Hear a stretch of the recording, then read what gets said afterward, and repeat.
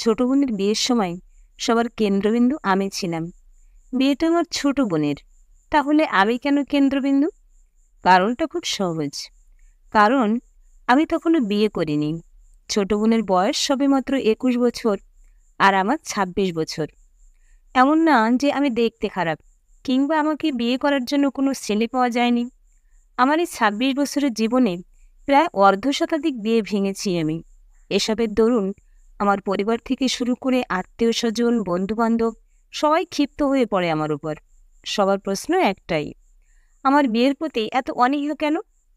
প্রায় সময় আমি এই প্রশ্নটা এড়িয়ে গেলেও আমার ছোট বোন লেনার বিয়ের দিন ভরা মঞ্চে সবাইকে কারণটা জানিয়েছিলাম। উত্তরটা কি ছিল? উত্তরটা ছিল এমন: আমি লামিয়া, মাস্টার্স কমপ্লিট করে এখন শিক্ষকতা করছি। একটা সরকারি বিদ্যালয়ের মাধ্যমিক শাখার শিক্ষিকা আমি। আমার বয়স প্রায় 26 হতে চলল।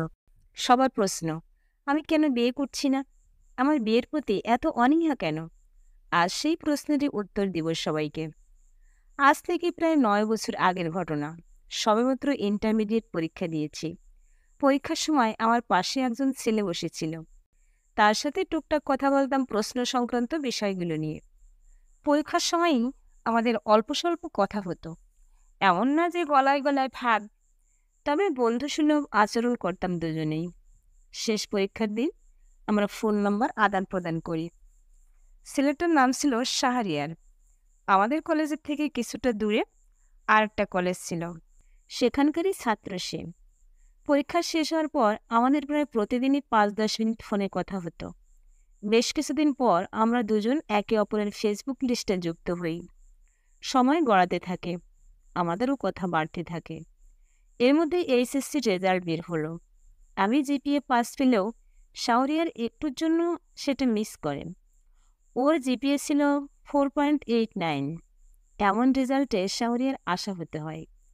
তার স্বপ্ন ছিল মেডিকেলে পড়ার। আমি তাকে আশ্বাস দেই, সে পারবে বলে তার মনোবল বাড়িয়ে দেই।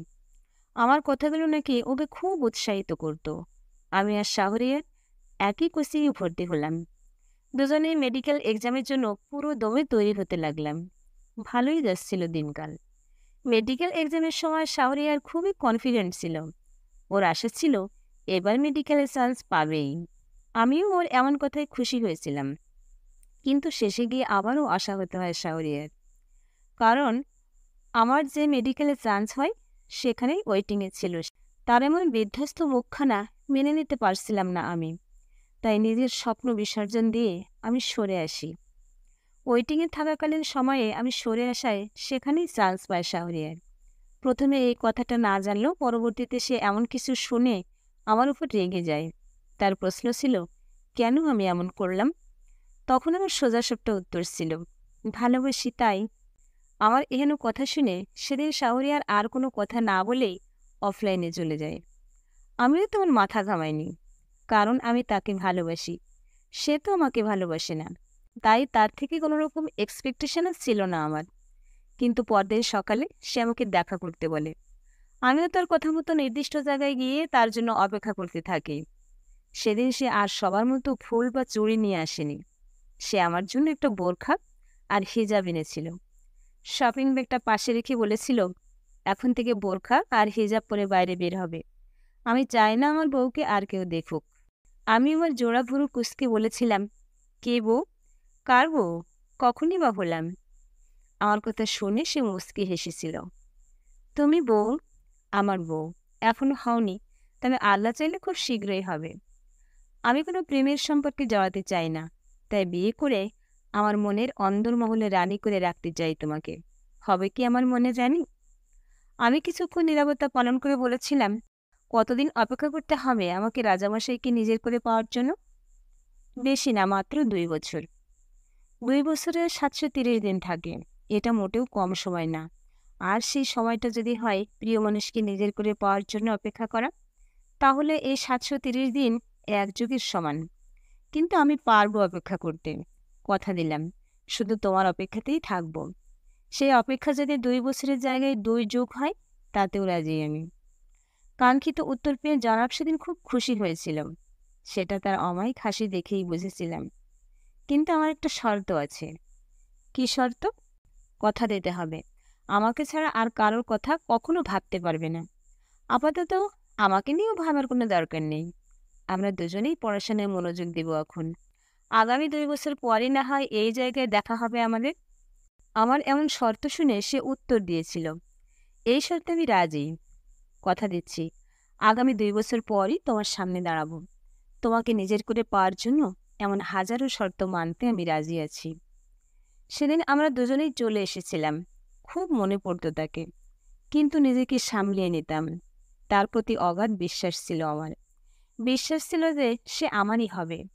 এভাবেই দিন কাটতে লাগলো। আমিও পড়াশোনা নিয়ে খুব ব্যস্ত হয়ে পড়লাম। তবুও সবসময় তাকে মনে পড়তো। মন আর মস্তিষ্কের যুদ্ধে আমার মস্তিষ্কই বিজয়ী হতো।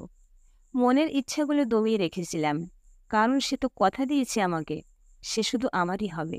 যেদিন আমাদের অপেক্ষার প্রহার শেষ হলো সেদিন ছিল বুধবার। সেই একই জায়গায় গিয়ে উপস্থিত হয়েছিলাম আমি। হ্যাঁ, সেদিন শাহরিয়ার তার কথা রেখেছিল। সে এসেছিল আমার কাছে, তবে একা নয়, তার সদ্য বিবাহিত বউকে নিয়ে। তার বউয়ের সামনে আমাকে পরিচয় করে দিয়েছিল আমাকে তার বেস্ট ফ্রেন্ড বলে। আমার জন্যই আজ সে তার স্বপ্ন পূরণ করতে পেরেছে, এমন আরও অনেক কথা বলেছিল। আমি শুধু নীরব দর্শকের মতো সব শুনেছি। যার আগে সে আমাকে বলেছিল, আমাকে মাফ করে দিও লামিয়া। কিভাবে যে আমি অবন্তীর সাথে সম্পর্কে জড়িয়ে গিয়েছিলাম বুঝতেই পারিনি। আমি প্রকৃত অর্থে অবন্তীকেই ভালোবাসি। তোমার প্রতি যা ছিল সব আবেগ, মোহ, মায়া। ব্যাস, শুধু এটুকু বলে সে তার বউকে নিয়ে স্থান ত্যাগ করে। আমি তাকে একটা প্রশ্নও করিনি, করার প্রয়োজনও মনে করিনি। খুব স্বাভাবিকভাবেই বাড়িতে ফিরে এসে ফ্রেশ হয়ে সবার সাথে আড্ডায় মেতে উঠি। মুখ থেকে হাসি যেন আমার সরছিলই না। সারাদিন সবার সাথে হাসি খুশি থাকলেও রাতে ঘুমানোর সময় চোখের আশেপাশে তরল পদার্থ অনুভব করি। সেদিন চোখের পানি দেখে খুব হেসেছিলাম, কারণ আমার চোখের পানির তো মূল্য আছে। সেই মূল্য সবাই দিতে পারে না। কত কিছু বোঝালাম নিজেকে, কিন্তু বেহাল চোখ জোড়া আমার। হুটহাট যেখানে সেখানে পানি ঝরাতে লাগলো। নিজের উপরই রাগ হতো, এখনো হয়। এই যে আমার মুখে হাসি, কিন্তু অবাধ্য চোখ জোড়া থেকে এখনো পানি পড়ছে। এসব কি মানা যায়? এভাবে যে আমার কত চোখের পানি অপচয় হয়েছে এই 9 বছরে, তার হিসাব করতে গেলে আমার কালো চুলগুলো সাদা হয়ে যাবে। আসলে সেদিনের কথাটা সে ভুলে গেলেও আমি ভুলিনি। সে এসেছিল ঠিকই, তবে নিজের কথা রাখতে নয়, নিজের বউকে দেখানোর জন্য। মানুষ পরিবর্তনশীল, সব কথা সবাই রাখতে পারবে না, এটাই স্বাভাবিক। যার যাকে ভালো লাগবে সে সারা জীবন তার হয়েই থাকুক। কিন্তু অস্বাভাবিক তো আমি। সেই 9 বছর আগের কথাটা, আমি সারা জীবন তোমার জন্য অপেক্ষা করে যাব, এই কথাটা আমি 9 বছরেও ভাঙতে পারিনি। আমি আজও তার জন্য অপেক্ষা করি। না না, তাকে নিজের করে পাওয়ার জন্য নয়। তার সুখ দেখে আমি ভালো আছি, খুব ভালো আছি। কিন্তু ওই যে কথা, অপেক্ষা, এসব ভুলতে পারিনি আজও। তাই তো আর কাউকে এই মনে জায়গা দিতে পারিনি। আচ্ছা, খুব কি ক্ষতি হবে এক জীবনে কাউকে আমার জীবনের সাথে না জড়ালে? হ্যাঁ, আমি জানি আমাদের জন্য বিয়ে ফরজ, কিন্তু এখন আমি আরেকজনকে বিয়ে করে যদি তাকে সুখী করতে না পারি, তাকে ভালোবাসতে না পারি, তাহলে তো এটা সেই ব্যক্তির সাথে অন্যায় হবে, তাই না? আমি যেদিন আমার দেওয়া সেই অপেক্ষার কথা ভুলতে পারবো, সেদিন ঠিকই অন্যজনকে আপন করে নেব। যেই কাজটা 9 বছরেও পারিনি, সেটা ভবিষ্যতে পারবো কিনা জানি না। শুধু এইটুকু বলতে পারি, আমি কথা দিয়ে কথা রাখতে জানি। আর সবার মতো মানুষ পরিবর্তনশীল বলে নিজের দেওয়া কথা এড়িয়ে যায় না। যদি কখনো তাকে ভুলতে পারা আমার পক্ষে সম্ভব হয়, সেদিনই না হয় আমার বিয়ের খবর এই শহরের প্রতিটি অলিতে গলিতে রটিয়ে দেব। শেষ একটা কথা বলতে চাই, যেখানেই থাকো আর যার সাথেই থাকো, ভালো থাকো এই প্রার্থনা করি। নাই বা আমার হলে, সেই নিয়ে আমার কোনো অভিযোগ নেই। শুধু আফসোস একটাই, এক জীবনে মানুষ চিনতে পারলাম না। সঠিক মানুষ নির্বাচনে ব্যর্থ হয়ে আজ অচেনা অজেনা আঁকাবাঁকা পথের পথিকামে। প্রিয় ভিউয়ার্স, এতক্ষণ সাথে থেকে গল্পটা শোনার জন্য অশেষ ধন্যবাদ। গল্পটা ভালো লাগলে একটা লাইক, কমেন্ট ও শেয়ার করতে পারেন। আর পরবর্তীতে এরকম আরও সুন্দর সুন্দর গল্প শুনতে চাইলে আমার চ্যানেলটি সাবস্ক্রাইব করে পাশে থাকুন। ধন্যবাদ।